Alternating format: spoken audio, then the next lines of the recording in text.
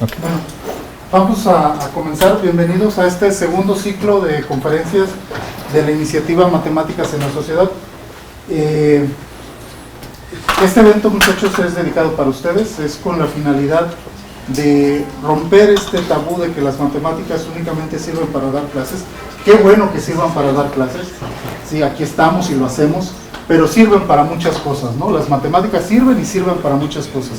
Y la idea es mostrarles que hay un gran abanico de cosas a los que ustedes se pueden dedicar cuando ustedes terminen como licenciados en matemáticas, ¿no? Inauguramos nuestro segundo ciclo. Para nosotros es un placer contar con la presencia del doctor Omar Antolín, doctor en la Universidad de Harvard, actualmente investigador del Instituto de Matemáticas de la UNAM. El apellido yo creo que muchos lo van a reconocer. Ajá. Hijo de nuestro querido compañero Toño Antolín. Ajá. Ya nos ha visitado con anterioridad y es un gusto que haya aceptado venir a participar en este evento. Entonces, Omar, y nos va a presentar Cuando los datos engañan. Okay. Todo tuyo. Sí, muchas gracias por la invitación. Siempre estoy contento de regresar a Ciudad Juárez. Les voy a hablar de algo que pueden hacer con matemáticas, que es leer el periódico y no dejarse llevar por los datos. Vamos a hablar de algunas cosas de estadística que realmente son muy básicas dentro de la estadística y como van a ver vamos a usar puras matemáticas como muy elementales. La estadística puede hacer mucho más, esto es nomás una probadita. Yo mismo no sé mucha estadística, pero tener un conocimiento básico de algunas ideas de probabilidad y de frecuencia puede ayudar a evitarnos malentendidos y que los datos nos engañen, ¿no? Entonces, les voy a hablar de una serie de cosas que se llaman paradojas estadísticas. Una paradoja es una afirmación que parece ser absurda o parece ser contradictoria, pero muchas veces cuando uno se pone a analizarla con cuidado, se da cuenta que pues, tiene su razón de ser, o de hecho es algo que es cierto, simplemente así son las cosas, y muchas veces lo que pasa es simplemente que nuestra intuición nos engañó, ¿no? Ok, vamos a empezar con ejercicio de calentamiento, una donde es bastante fácil. A lo mejor hay alguna pequeña sorpresa, pero es fácil pensarlo un poquito más y darse cuenta qué está pasando, ¿no? Esto es lo que se llama el efecto de Will Rogers. Y la pregunta con la que quiero empezar es, imagínense que tienen dos conjuntos de números. ¿Puede suceder que al mover un número de un conjunto al otro, suba el promedio de ambos grupos? Puede sonar, a lo mejor ni siquiera les suena sorprendente, pero sí hay un punto de vista desde el cual eso suena sorprendente, ¿no? Si este número, al quitarlo de este conjunto sube el promedio, pues es porque era un número chico, ¿no? Pero si al pasarlo al otro conjunto el promedio sube, es porque era un número grande, ¿no? Entonces, suena un poco sorprendente que puedan pasar ambas cosas al mismo tiempo, pero bueno, pues no es realmente muy sorprendente, ¿no? O sea, ¿qué tal que un conjunto tiene puros números grandes y el otro tiene puros números chicos? Si paso un número que es chico entre los números grandes al conjunto de los números chicos, ahí va a ser grande, ¿no? Entonces aquí hay un ejemplo extremo donde muevo el 100 del conjunto 100, 200, 300 al conjunto que tiene 1, 2, 3 y 4. Obviamente suben los promedios de ambos porque el 100 es mucho más grande que los números del otro conjunto, ¿no? Entonces, bueno, ese es un caso en el que puede suceder. Y pueden pensar que pues a lo mejor esto no tiene mucho chiste, pero sí ha llegado a sorprender a la gente en contextos serios donde hay que analizar los datos con cuidado. Ahí fíjense además que cuando hago esto, si yo quisiera promediar todos los números, los de ambos conjuntos juntos, el promedio no cambia porque no estoy cambiando el conjunto total de números, ¿no? Solo estoy cambiando cómo están subdivididos en dos conjuntos. Ok, las primeras personas que escribieron sobre este efecto dándole ese nombre fueron Feinstein, Sossin y Wells en un artículo sobre el diagnóstico y tratamiento del cáncer. Y lo que ellos notaron fue que compararon pacientes de cáncer de los 70s con pacientes de cáncer de estudios anteriores de los 50s y incluso antes. Y vieron que había habido desde el estudio anterior con el que estaban comparando muchas mejoras en la detección del cáncer y entonces detectaban el cáncer mucho antes, detectaban tumores mucho más chicos.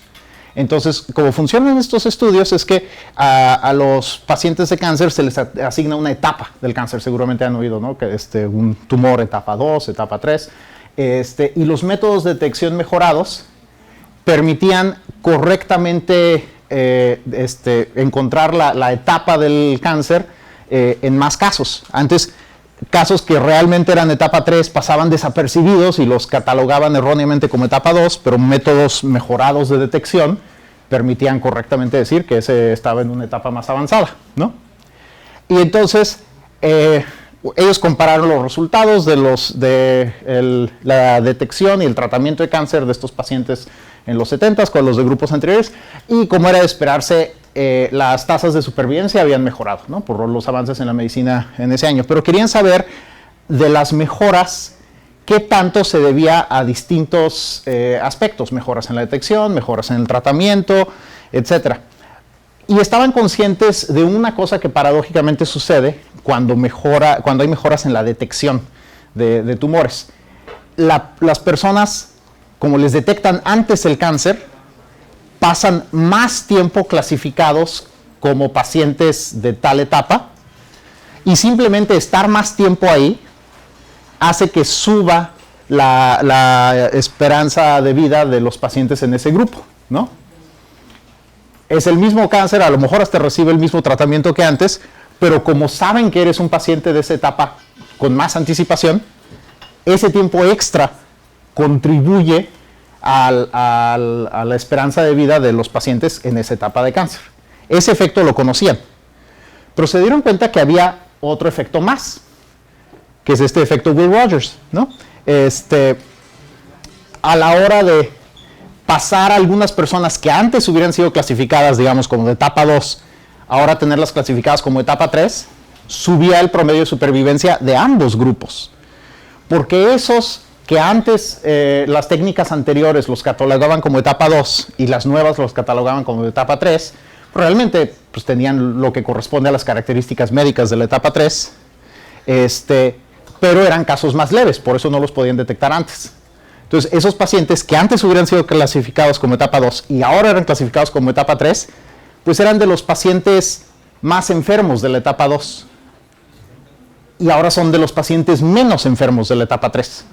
Entonces, el tiempo de supervivencia de ambos grupos sube, ¿no? Y ellos notaron esto y le pusieron este nombre al fenómeno, el fenómeno Will Rogers. Y bueno, ese es un ejemplo como el que vimos en la lámina anterior, que es un poco extremo, ¿no? Lo que hacen estas mejoras en la detección es pasar a los pacientes más enfermos de la etapa 2 a estar catalogados ahora como etapa 3, como hicimos aquí, que pasamos el 100, que es el más enfermo de estos números, al otro grupo, ¿no? Entonces es un caso como un poco extremo del fenómeno. Pero haciendo un poquito de álgebra, podemos ver que realmente no solo pasa cuando pasas el número más grande de un grupo a ser el número más pequeño de un grupo a ser el más grande del otro grupo. Pasa en muchísimos casos. Podemos calcular cuándo mover un número X del conjunto A al conjunto B hace que aumenten ambos promedios, ¿no? Entonces, digamos que A tiene M números y el promedio es P. ¿Cuál es el promedio de A sin X? Bueno, la suma de los elementos de A es M por P, ¿no? Entonces, la suma de A sin X es M por P menos X. Y el promedio es eso dividido entre la cantidad de números, que ahora es M menos 1. Y lo que quiero saber es cuándo eso es mayor que el promedio anterior, ¿no? Quiero ver cuándo aumenta el promedio. Y haciendo un poco de álgebra, vemos que eso es equivalente a que P sea mayor que X. Eso seguramente lo sabían, ¿no? Sacarle un número a un conjunto mejora el promedio de ese conjunto cuando ese número es menor que el promedio. Y lo mismo para cuando agregar un número a un conjunto aumenta el promedio, ¿no? Si tengo n elementos en B, el promedio es Q, quiero saber cuál es el promedio de B con X. Bueno, pues la suma de los elementos de B es n por Q, estoy agregando X, entonces la nueva suma es nq más X, y el promedio es eso dividido entre n más 1, que es la nueva cantidad de números en el conjunto B después del movimiento. ¿Y eso cuándo es mayor que Q? Pues cuando X es mayor que el promedio, ¿no? Entonces, para aumentar el promedio tengo que agregar un número que sea mayor que el promedio. Todo eso no hay ninguna sorpresa, ¿no? Pero entonces, pues si tienen dos conjuntos con promedios cercanos, ¿no? puede haber muchos números que estén en medio de los promedios de ambos conjuntos, ¿no? Si yo tengo una X que es más chico que el promedio grande y más grande que el promedio chico, mover esa siempre aumenta ambos promedios. Entonces este fenómeno de hecho es muy común. Es muy común que aumenten ambos promedios. Bueno, ¿y por qué se llama así? ¿Alguien sabe quién es Will Rogers? ¿Algún oncólogo famoso o algo así? No. Will Rogers era un comediante, un actor de vodevil de los 20s y 30s, que después se volvió estrella de cine. Hizo como 70 películas, de esas 50 eran mudas, le tocó primero la era del cine mudo. Y el tipo tenía fama de ser muy chistoso. Escribía una columna humorística en el periódico que que publicaban a nivel nacional en los periódicos en Estados Unidos. Y era famoso sobre todo por sus chistes sobre políticos. Y además, era indígena, era cherokee. Y en esa época me parece sorprendente que haya alcanzado el grado de fama que tuvo siendo cherokee. Y le pusieron el nombre de Will Rogers al fenómeno por un chiste que hacía él. Dijo que cuando la gente, los Okies es el gentilicio de Oklahoma, pero hay una connotación, tiene una cultura particular, un estilo de música especial, y Oklahoma era un estado muy pobre en los 20s y 30s. Mucha gente emigró de Oklahoma a otros estados de Estados Unidos buscando trabajo. En particular, cientos de miles de personas de Oklahoma fueron a California. Y Will Rogers le gustaba decir que cuando los Okies se fueron de Oklahoma a California, subió la inteligencia promedio de ambos estados. Bueno, entonces, este fenómeno pues tal vez no es muy sorprendente. Como ven, pues la algebrita para entender por qué pasa es muy sencilla. Ahora vamos a lo que yo creo que es el ejemplo más importante de una paradoja estadística que les voy a contar hoy. Si se acuerdan solo de uno de estos, acuérdense de este. Según la Wikipedia en español se llama la falacia de la frecuencia base. Esa frase me suena medio torpe y extraña, pero no sé cómo se llame. Entonces le voy a decir la falacia de la frecuencia base. Y les voy a poner un ejemplo con un alcoholímetro. Imagínense que la policía tiene un alcoholímetro que siempre detecta a los conductores que realmente están ebrios, pero tiene una cierta tasa de error, y a veces a un conductor que está sobrio, está debajo del límite legal, a veces erróneamente lo marca como ebrio también. Y digamos que eso pasa el 5% de las veces. Suena como bastante preciso, ¿no? Cuando de veras está ebrio el conductor, siempre se da cuenta el alcoholímetro. A veces por error lo marca ebrio cuando está sobrio. Eso ocurre solo el 5% de las veces. Y imagínense que, por poner algún dato, que 1 de cada 1000 conductores de hecho está ebrio. Y ahí la policía tiene un operativo con el alcoholímetro donde detienen a la gente completamente al azar. No porque sospechen que están ebrios, los detienen completamente al azar. Y eso es importante para el análisis, y eso es una suposición que no es luego muy realista, ¿no? No detienen a la gente al azar, pero vamos a ver qué pasaría si las detuvieran al azar. Entonces imagínense que detienen un conductor escogido totalmente al azar, el alcoholímetro dice que ese conductor está ebrio. ¿Cuál es la probabilidad de que de hecho esté ebrio? Sabemos que el alcoholímetro a veces se equivoca y hay gente que está sobria la marca como ebria. O sea, como 95% de probabilidad, ¿no? Solo tiene 5% de error el alcoholímetro, ¿no? Bueno, vamos a hacer las cuentas. Imagínense que la policía le hiciera la prueba del alcoholímetro a 1000 personas, ¿no? El operativo está ahí un par de días, detienen a 1000 personas escogidas al azar. Y entonces, en esas 1000 personas, ¿cómo estarían distribuidos los conductores ebrios y sobrios? Pues habíamos supuesto que en promedio 1 de cada 1000 de hecho está ebrio, ¿no? Entonces, de esos 1000 hay uno ebrio, y el alcoholímetro, que con la gente ebria nunca se equivoca, sí lo detecta como ebrio. Y luego, de esos 1000, hay otros 999 que están sobrios. Y el alcoholímetro, en el 5% de esos se equivoca y dice que están ebrios de todos modos. Esos son más o menos 50 personas, ¿no? En promedio, si hacen este experimento muchas veces, serían 5% de 999, que es 49.95, ¿no? Como 50 personas. Entonces, en total, el alcoholímetro marcó como ebrios a 51 personas, más o menos, de las cuales solo uno estaba ebrio. Entonces, si lo único que sabes de una persona es que fue escogida al azar y el alcoholímetro dijo que estaba ebrio, la probabilidad de que de hecho esté ebrio es 1 entre 51, que es más o menos el 2%, ¿no? Y eso que la tasa de error era solo del 5% a la hora de detectar, la tasa de falsos positivos del alcoholímetro era 5%, pero la probabilidad de que un conductor que salió positivo en la prueba del alcoholímetro de hecho esté ebrio es solo del 2%, ¿no? O sea, tiene como 98% de error. ¿Sí? Y eso es, este es el punto clave de la falacia de la frecuencia base. Si ustedes tienen una prueba, y aquí puse el ejemplo del alcoholímetro, pero esto sobre todo es importante en cualquier tipo de método para detectar algo. Por ejemplo, pruebas de COVID, que ahora todos probablemente se han hecho algunas en los últimos 2 o 3 años. Cualquier tipo de prueba médica tiene un cierto porcentaje de veces que incorrectamente te dice que tienes la enfermedad y otro porcentaje de veces que incorrectamente te dice que no la tienes, ¿no? Tiene una tasa de falsos positivos y una tasa de falsos negativos, y esas tasas típicamente suenan como números bastante bajos. Pero el punto de esta falacia es que si te haces la prueba y sale positiva, con la pura información de las tasas de falsos negativos y falsos positivos, no puedes calcular la probabilidad de que de hecho estés enfermo. Para calcular esa probabilidad necesitas un dato extra, que es qué tan común es la enfermedad en la población en general. ¿Sí? Aquí, solo sabiendo que el alcoholímetro siempre detecta a los ebrios y que se equivoca el 5% de las veces en los sobrios, no tenemos manera de calcular la probabilidad de que si una persona sale positiva, de hecho esté ebria. Para eso se necesitó un dato adicional, que era que 1 de cada 1000 conductores estaban ebrios. Sin saber esa frecuencia base, no se puede hacer el cálculo. ¿Sí? Entonces, saber esas tasas de falsos positivos y falsos negativos es un poco menos útil de lo que parece, ¿no? Y luego esas típicamente son números bajos que hace que uno le tenga mucha confianza a la prueba, pero realmente no sabes qué tan precisa es si no sabes qué tan rara es la enfermedad que están detectando.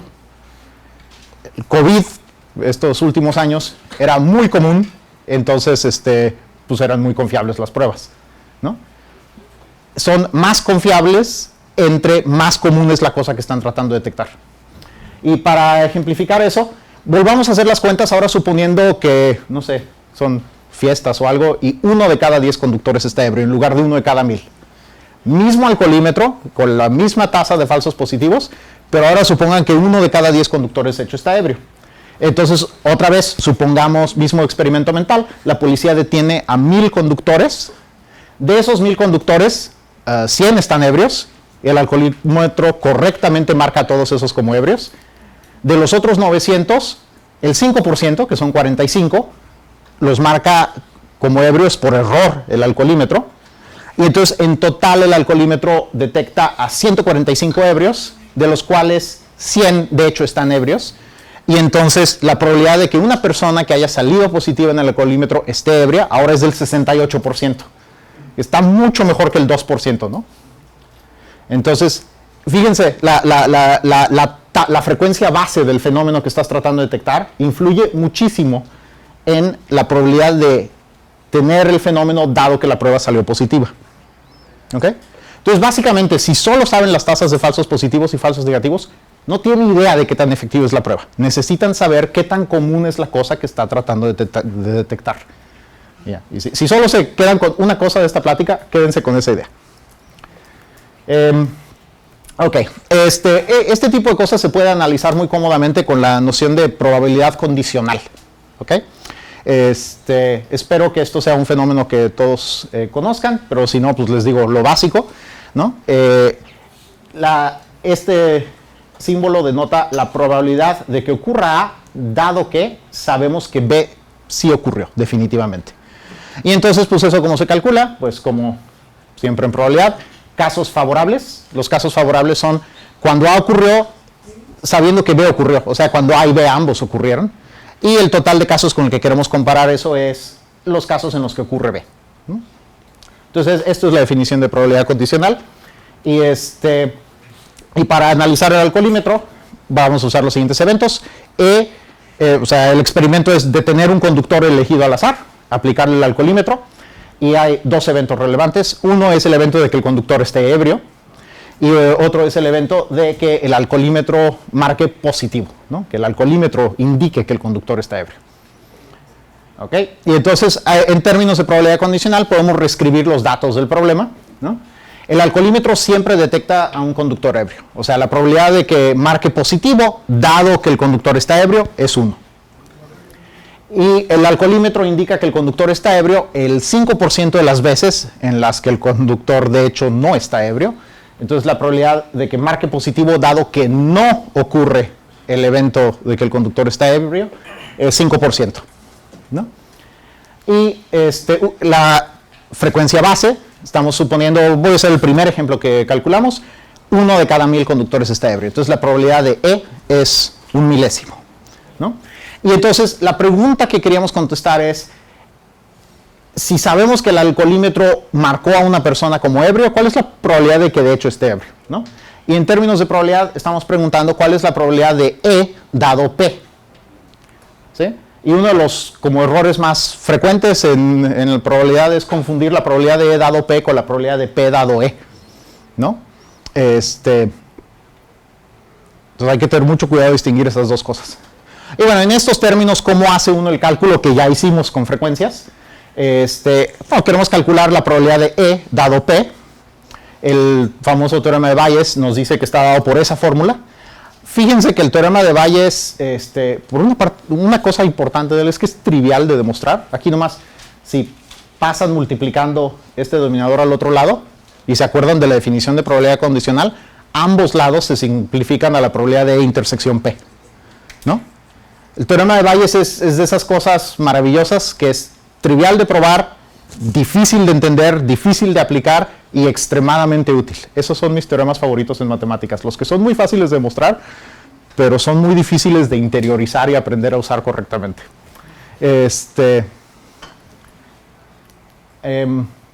Ok, lo que queremos saber es la probabilidad de E dado P, y ya tenemos una fórmula y nos falta solo conocer el denominador, ¿no? Entonces necesitamos saber la probabilidad de que el alcoholímetro dé un resultado positivo. Y pues eso lo podemos hacer analizando los dos casos. Puede ser que el alcoholímetro dé una respuesta positiva para un conductor que de hecho está ebrio o para un conductor que no está ebrio. Y entonces la probabilidad total la calculamos calculando la probabilidad de cada caso. La probabilidad de que el conductor esté ebrio es la probabilidad de E, y luego la probabilidad de que el resultado salga positivo dado E. Todos estos números los conocemos. La probabilidad de E estábamos suponiendo que era 1 milésimo. La de que el resultado sea positivo dado que el conductor era ebrio, estamos suponiendo que era 1, que siempre marca correctamente a los conductores ebrios. Y luego la probabilidad de un resultado positivo dado que no está ebrio, esa es la tasa de falsos positivos, que estábamos suponiendo que era 5%.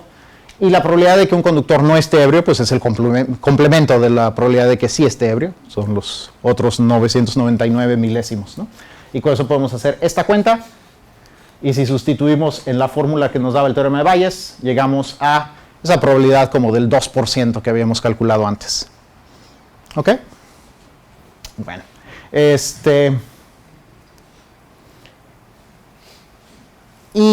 Sí. Ya no sabía que seguía. Ahora, este es un problema como sutil, importante. Muchas veces cuando ustedes leen noticias en el periódico, ya se nota mi edad, el periódico puede ser en línea. Digo periódico para representar una fuente de noticias arbitraria. Cuando ven un video en TikTok, que menciona probabilidades. Muchas veces la gente ni se molesta en mencionar probabilidades, pero cuando te mencionan probabilidades, casi nunca hablan de la frecuencia base. Y entonces, cuando lee se entera uno de una noticia, usualmente es muy difícil evaluar estas probabilidades porque no tienes todos los datos. Y entonces, bueno, eso a veces es fácil de remediar, a veces no, a veces son datos que son difíciles de encontrar, pero lo que quiero es que estén conscientes de que pues, no siempre tiene uno toda la información y que en particular el tipo de preguntas que uno quisiera contestar, a veces no se pueden contestar sin la información esta de la frecuencia base, que frecuentemente la gente omite decir, ¿no? Ahora, este tipo de cosas serían mucho menos engañosas si presentáramos la información de otro modo. Imagínense que en lugar de, cuando estemos hablando de pruebas para enfermedades o la probabilidad de que se equivoque software de reconocimiento facial que ayuda a encontrar terroristas o cosas así, ¿qué tal que en lugar de que nos digan las tasas de falsos positivos y falsos negativos, nos las dan ya incorporando la información de la frecuencia base.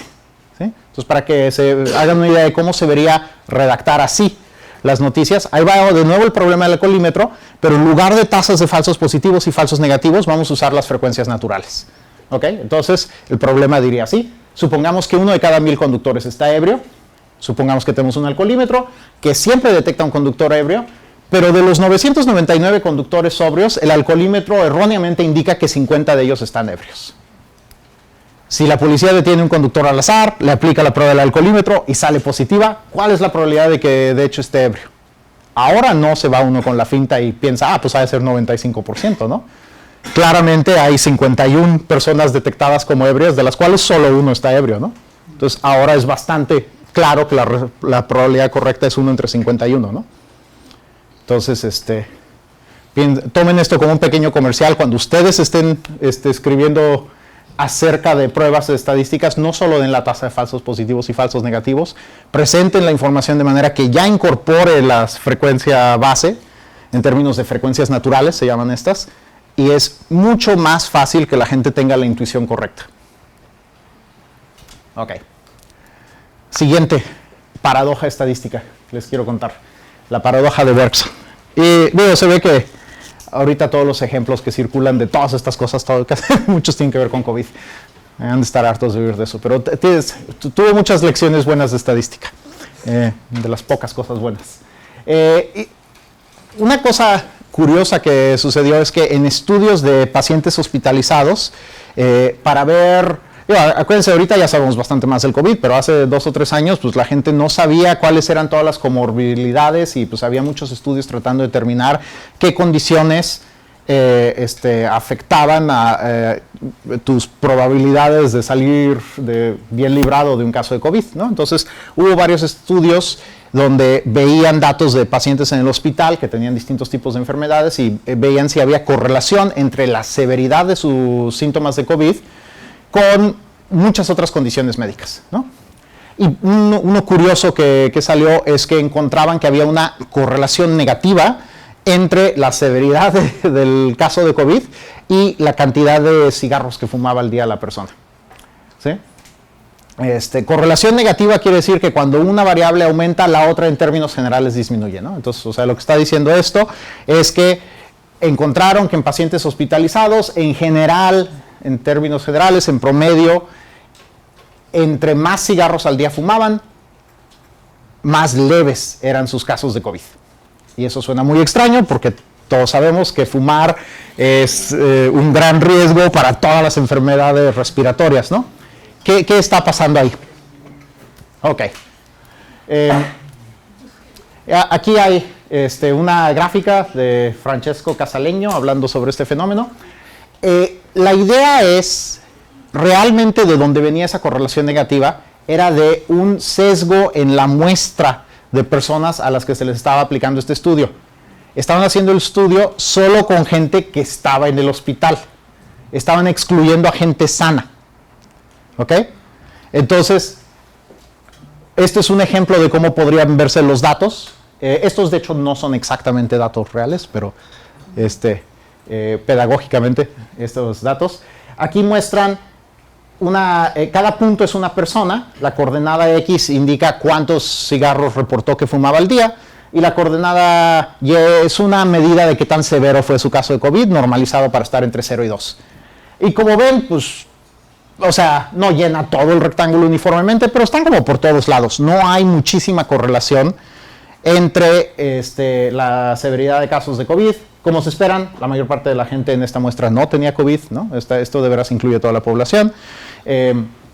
Y si ajustan la recta de regresión lineal a estos datos, pues su pendiente es positiva, pequeña pero positiva, indicando que en este grupo de personas, en general, entre más fumaban, si les daba COVID, más severo les daba, que es lo que uno esperaría. A lo mejor esperaría una pendiente mayor, ¿no? Que hubiera más relación entre ellos, pero definitivamente el signo es el que uno espera. La pendiente es positiva, o sea que entre más fumas, peor te va en el COVID. Pero luego, ¿qué pasa cuando te limitas solo a gente hospitalizada? La gente hospitalizada estaba hospitalizada o porque tenía un caso de COVID severo o porque tenía alguna otra enfermedad suficientemente grave como para estar en el hospital. Una de las dos cosas. Y varias de esas otras enfermedades graves las puede causar fumar mucho, ¿no? Entonces, si te limitas solo a la gente hospitalizada, estás quitando como esta esquina de abajo de los datos, donde está la gente que ni tiene COVID muy severo, ni fuma tanto, ¿no? Cuando solo te quedas con la gente que o tiene COVID severo o fuma bastante, es esta sección de acá arriba. Y pues digo, estos datos, si no están correlacionados, pues más o menos llenan el rectángulo y nos estamos quedando con algo que está como arriba de una diagonal del rectángulo. Si quitan esta parte y a los datos que quedan le ajustan una recta, pues no es ninguna sorpresa que ahora tenga pendiente negativa, ¿no? O dicho de otra manera, acuérdense que el estudio fue solo entre pacientes hospitalizados, ¿no? De esos pacientes hospitalizados, los que no tienen COVID severo están ahí en el hospital por otro motivo. Y una causa común de ese otro motivo es fumar mucho, ¿no? Entonces, es más probable que alguien que está en el hospital y no tenga COVID severo sea un fumador fuerte que alguien de la población general, ¿no? Entonces, esa es la paradoja de Bergson, que este tipo de sesgo en la muestra es muy fácil que cree correlaciones negativas espurias, ¿ok? No están viendo toda la gente que está sana. Y aquí de nuevo podemos usar un poco, bueno, a lo mejor antes de eso déjenme hablarles como de otros ejemplos como más cotidianos, ¿no? Por ejemplo, en el cine, mucha gente tiene la impresión de que cuando hacen una película basada en una novela, echan a perder las novelas, ¿no? Siempre las buenas novelas hacen malas películas. Hay excepciones, ¿no? Como, pues no sé, El Señor de los Anillos y El Padrino, que a todo el mundo le gusta tanto el libro como la película. Pero en términos generales, la gente tiene la impresión de que entre mejor es el libro, peor sale la película. Y también al revés, hay bastantes películas que son bastante buenas, basadas en libros que realmente no fueron un éxito, no le gustan mucho a la gente, no son particularmente buenos, ¿no? No sé. ¿Cuál es un ejemplo? Una película que me gusta a mí y que el libro no está bueno, no me gusta. El diario de Bridget Jones, por ejemplo. La película es muy divertida, el libro medio X. Subjetivo. Pero bueno, como que parecería haber una correlación negativa, ¿no? Pero de nuevo, no estamos viendo la mitad del rectángulo. La gran mayoría de los libros no son muy buenos. De esos libros muy malos, pues nunca los intentan hacer película, porque ¿quién quiere hacer una película de un libro que está malo, no? Y también muchas películas que están así como en las fases iniciales es caro hacer una película, ¿no? Entonces tratan de evaluar lo más rápido posible si vale la pena terminarla o no. Y si la película va a salir muy mala, ni siquiera sale, ¿no? O si sí sale, uno no la tiene presente cuando se está tratando de acordar si los libros buenos hacen películas buenas o viceversa. Entonces, cuando el libro es malo y la película es mala, ni lo tiene uno presente. Cuando estás tratando de acordarte qué relación hay entre la calidad del libro y la calidad de la película, solo tienes en mente casos donde o el libro es bueno o la película es buena. Si ninguna de las dos cosas pasa, ni has oído del libro o de la película usualmente. Por eso parece haber esa correlación negativa. Es la paradoja de Bergson, ¿no? Un ejemplo que pone Jordan Ellenberg en un libro que les recomiendo mucho que se llama Cómo no equivocarse, How Not to Be Wrong. Y es sobre cómo saber un poquito de matemáticas te ayuda a analizar todos los datos y cosas que uno se topa en la vida, ¿no? Pone este ejemplo de la paradoja de Bergson, ¿no? Hay la idea de que la gente que es muy físicamente atractiva tienden a ser patanes, ¿no? Y él dice que pues eso es un ejemplo de esta paradoja, ¿no? O sea, cuando estás pensando en gente con la que estarías dispuesto a salir, pues todo el mundo tiene sus estándares, ¿no? No saldrías con alguien que te trata terriblemente, ¿no? Alguien que es muy patán, no. Todo el mundo también tiene cierto estándar de qué tan atractivo tiene que ser una persona para salir con ella, ¿no? Debajo de cierto umbral, pues mucha gente no está dispuesta. Entonces, pues en la población en general probablemente no hay ninguna correlación entre qué tan agradable es en el trato una persona y qué tan atractiva es. Pero si te limitas a la gente que o bien es atractiva o bien es muy agradable, estás quitando un montón de gente de la muestra. Y luego en este caso hay un fenómeno todavía más extremo, ¿no? Entonces piensen, voy a reciclar estos datos que eran sobre cigarros. Imagínense que esto es qué tan atractivo es una persona y esto es qué tan agradable es en el trato, ¿no? Si no hay correlación, yo esperaría que estuviera como más o menos lleno el rectángulo, ¿no? Y pues uno a la hora de escoger con quién salir tiene sus estándares y quita debajo de cierta línea, ¿no? Pero además te están juzgando también a ti, ¿no? La gente de acá de la esquina de arriba, que es muy atractiva y muy agradable, no va a querer salir contigo. Entonces, esos tampoco están accesibles. Entonces hay que quitarle un cachito de acá arriba, ¿no? Y la gente con la que de hecho podría salir es una franja aquí que claramente sigue una recta de pendiente negativa, ¿no? Por eso mucha gente tiene esta impresión. Bueno, ok. Y de nuevo podemos usar algo de probabilidad condicional para analizar el fenómeno. Aquí vamos a acabar con una explicación menos completa que en el caso de la falacia de la frecuencia base, pero lo que sí podemos fácilmente demostrar, o sea, ¿y por qué vamos a acabar con una explicación menos completa? Porque, o sea, la paradoja de Bergson es común, pero no es universal, no a fuerza sucede, depende de la distribución de los datos, ¿no?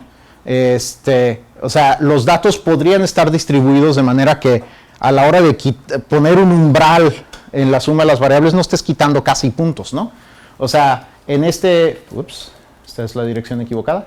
Aquí teníamos muchos datos en esta esquina que estuvimos quitando, pero depende de la distribución de los datos que tantos a la hora de limitarnos a cosas donde una variable o la otra tienen un valor grande, a lo mejor no estamos quitando casi nada, ¿no? A lo mejor las variables no son independientes y de hecho es extremadamente raro para que ambas sean pequeñas a la vez y entonces pues, los dos dibujos se ven iguales y no pasa nada, ¿no? Entonces la paradoja de Bergson sí no ocurre siempre, depende de las distribuciones de los datos. Pero de todos modos podemos decir algo con probabilidad condicional. Dos eventos se llaman independientes si saber que uno de ellos ocurre no proporciona ninguna información acerca de si el otro va a ocurrir o no.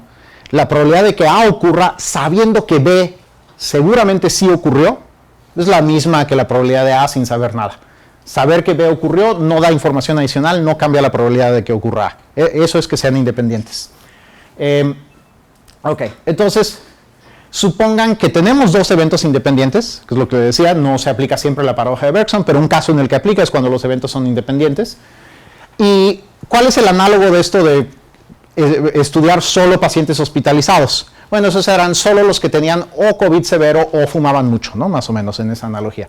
Entonces, lo que quiero hacer ahora es condicionar los eventos al evento de que alguno de los dos ocurrió.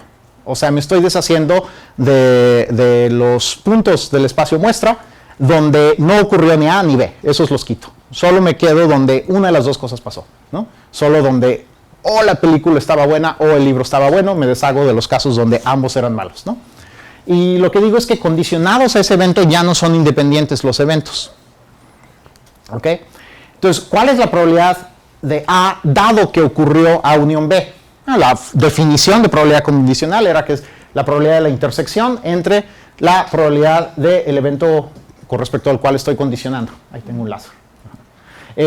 La intersección pues es simplemente A, ¿no? A está contenido en A unión B. Entonces la intersección de A con A unión B es A. Entonces la probabilidad de A, dado que ocurrió A unión B, es la probabilidad de A dividida entre la probabilidad de A unión B. Y estoy dividiendo este número entre un número que es menor que 1. Y cuando divides entre un número menor que 1, te sale mayor que el numerador, ¿no? Ahora fíjense que esta probabilidad es la misma que la probabilidad de A condicionado a que ocurran B y A unión B. Porque la intersección de A con B es, perdón, no, eso no es lo que quise decir. Lo que quise decir ahora es simplemente que, si ahora, disculpen, hay un marcador, creo que esto lo debería haber incluido en la lámina y lo voy a tener que escribir acá. Entonces lo que quiero ver es que cuando condiciono tanto A como B a A unión B, esos ya no son independientes, ¿no? Entonces tengo que ver que la probabilidad de A condicionado a ambas cosas no es la misma que la probabilidad de A condicionada a A unión B nada más. ¿Sí?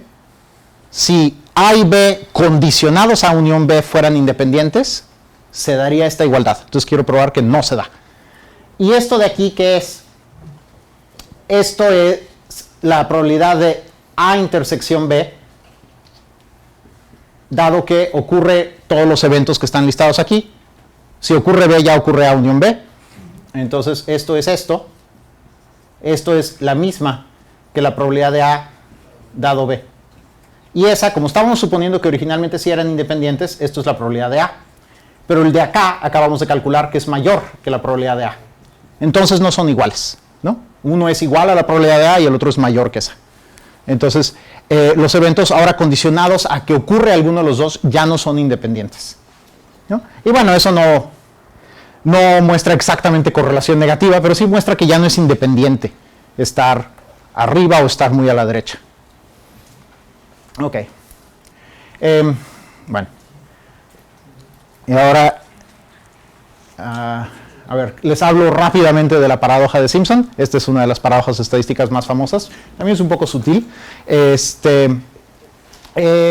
Edward Simpson estaba, también muchas de estas cosas ocurrieron en medicina, donde estas cosas realmente importan, ¿no?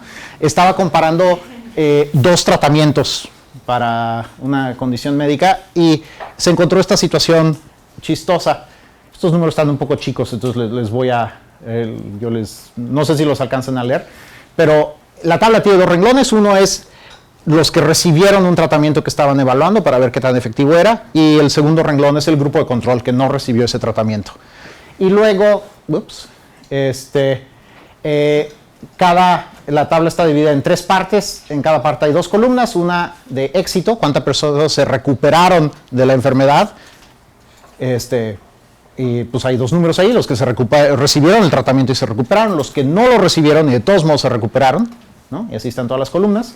Y lo que se dio cuenta es que si en el estudio que hicieron había tanto hombres y mujeres, y si los toman todos juntos, el tratamiento ayudó a 20 personas y 20 personas no se recuperaron a pesar de recibir el tratamiento. Y lo mismo pasó en el grupo de control. Sin tratamiento, 6 personas se recuperaron y 6 personas no se recuperaron. Entonces, tomando todos los datos juntos, parecía que el tratamiento no mejoraba tus chances de recuperarte, ¿no?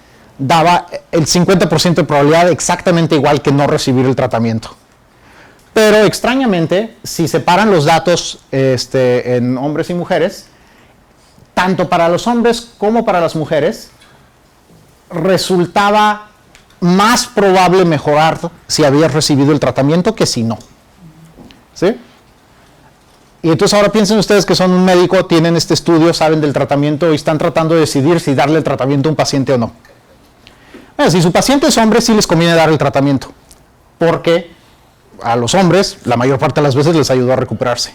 Si el paciente es mujer, lo mismo, les conviene dar el tratamiento. Pero por otra parte saben que, sin importar si es hombre o mujer, no hizo diferencia el tratamiento. ¿Qué hace uno, no? ¿Cómo decide si darlo o no? Está extraño, ¿no? En cada grupo, separaron aquí en 2 grupos a las personas del estudio, en cada grupo salía mejor usar el tratamiento que no usarlo, pero globalmente daba igual. Un caso famoso de esta paradoja ocurrió en las admisiones a los posgrados en la Universidad de Berkeley, en California. Por cierto, si buscan esta historia en línea de la Universidad de Berkeley, en muchos lugares dicen que hubo una demanda a la Universidad de Berkeley, que los demandaron por discriminar en contra de las mujeres en las admisiones a posgrado. No es cierto, no hubo tal demanda.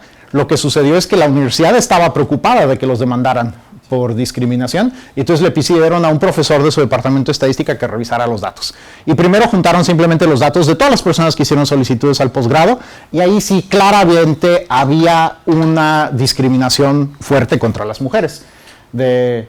Solicitaban, son los 70s, solicitaban muchos más hombres que mujeres, ¿no? Pero además de que solicitaban más hombres que mujeres, tenían una tasa de admisión bastante mayor, ¿no? Aceptaban al 44% de los hombres que solicitaban y solo al 35% de las mujeres. Entonces eso suena como que claramente sí había discriminación en contra de las mujeres. Pero luego se pusieron a analizar los datos departamento por departamento, y los datos departamento por departamento estaban curiosos. Estos son datos solo de los 6 departamentos más grandes con programa de posgrado en la universidad. Tienen muchos posgrados, pero estos eran los 6 con más alumnos. Y aquí están los datos divididos. Estas tablas, por cierto, son de la Wikipedia. Pero sí chequé que coincidirán con los datos del artículo donde que ese profesor de estadística publicó al respecto. No estaban mejor formateadas las de Wikipedia. En todos los departamentos de estos de arriba, los porcentajes de admisión o son similares o de hecho admiten más a las mujeres. Cuando se separaban departamento por departamento no se veía mucha discriminación. Varios departamentos de los más grandes admitían muchas más mujeres que hombres. Por ejemplo, 62% de los hombres en este departamento A y 82% de las mujeres que solicitaron, ¿no? Entonces, a nivel hicieron esto porque pues, había discriminación en la universidad y querían encontrar los departamentos culpables, ¿no? Y pues no estuvo tan fácil. Muchos departamentos donde, mire, por ejemplo, aquí en uno de estos departamentos, el E, sí admiten más hombres que mujeres, pero 28% contra 24% no es una diferencia muy grande. Igual aquí 37 contra 34. La mayor parte, de hecho, estaban muy cerca. No se veía una discriminación clara y en algunos de hecho había pues como una ventaja apreciable a favor de las mujeres, ¿no? Pero ¿qué sucede? Esta tabla tiene otra columna que es cuántas solicitudes hubo. En este departamento donde solo aceptaron a 62% de los hombres, muchos hombres solicitan y muy pocas mujeres solicitan. Están muy distintas las tasas a las que hombres y mujeres solicitaban a los distintos departamentos. Y lo que encontraron en el estudio es que las mujeres tendían a estar sobrerepresentadas en las solicitudes a departamentos altamente selectivos. Las mujeres trataban más de entrar a los posgrados donde era más difícil entrar. Por eso, aunque en cada uno de esos posgrados su tasa de aceptación era similar a los hombres o a veces un poco mayor, globalmente aceptaban a muchas menos mujeres porque estaban intentando entrar a programas más difíciles. No sé si hubo un análisis a lo largo de mucho tiempo para ver si eso fue como una... Estos son datos de otoño de 1973, no sé si eso era una constante en Berkeley, pero por ejemplo, uno de los departamentos, no sé, me sorprendió un poco enterarme donde era muy fácil entrar en esa época, era el departamento de ingeniería. Ahí tenían de las tasas de aceptación más altas. De hecho, creo que A es una de las ingenierías. Y de 6 y 7% es literatura inglesa. Ahí era extremadamente difícil entrar. Y muchas más mujeres solicitaban literatura que ingeniería, ¿no? Entonces, pues, decidieron que probablemente no había mucha discriminación en contra de las mujeres en ese momento, pero pues tal vez habría que informarle a la gente qué tan difícil es entrar a cada posgrado para que decidan a dónde van a intentar, ¿no? Pasó algo muy similar al principio de la pandemia. Ahí en febrero y marzo del 2020, cuando había las primeras cifras de tasa de mortalidad por el COVID, se vio que la tasa de mortalidad en China era más baja que en Italia y querían ver por qué. Y entonces empezaron a separar los pacientes en grupos de edades, ¿no? De 0 a 20 años, de 20 a 30, 30 a 40, etc. Y en todos los grupos de edades, la tasa de mortalidad era más baja en Italia que en China. Pero globalmente era bastante más alta en Italia que en China. Y ahí la explicación era el mismo fenómeno de las mujeres solicitando los posgrados más difíciles. Los italianos solicitaban al grupo de edades más difíciles para el COVID. Había más viejitos en Italia. La distribución de la población era bastante distinta, era bastante mayor en promedio la población italiana, y entonces, aunque en cada grupo de edades tenían mejor tasa de supervivencia que en China en ese momento, había muchos más de los casos difíciles en Italia. Y entonces, cuando tomaban en cuenta todas las estadísticas, la tasa de mortalidad era bastante mayor. Y aquí, este es otro ejemplo más que yo creo que mejor no lo discuto. Entonces, la pregunta acerca de esta paradoja de Simpson, ¿qué puede hacer uno? ¿No? No es muy intuitivo eso de que al dividir en grupos los datos puedan mostrar una tendencia distinta de la tendencia global. Pero bueno, simplemente hay que aceptar que es un hecho de la vida y no hacer un análisis que ignore uno de los dos lados, ¿no? son otros factores los que determinan cuál resultado es el que mejor representa para ustedes la situación, ¿no? Ambas cosas son ciertas al mismo tiempo, aunque parezcan contradictorias, y necesita uno pensar en cada situación en particular qué significa y qué hay que hacer al respecto, ¿no? Ok. Bueno, pues eso es todo. Muchas gracias.